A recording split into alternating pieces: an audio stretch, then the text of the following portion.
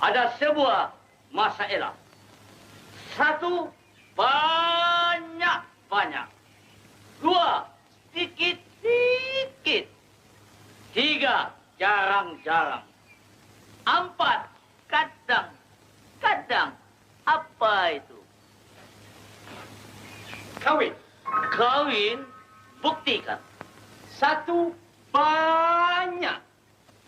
Artinya, orang yang kawin satu memang banyak di dalam dunia ini. Dua, sedikit-sedikit. Artinya, orang yang kawin dua, sedikit bilangannya daripada orang yang kawin satu. Tiga, jarang-jarang. Artinya, orang yang kawin tiga, jarang-jarang yang kita dengar. Empat, kadang-kadang.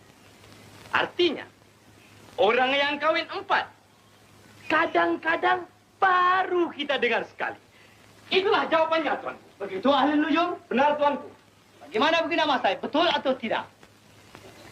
Betul, Tuanku. Kita beroleh kemenangan yang ketiga kali.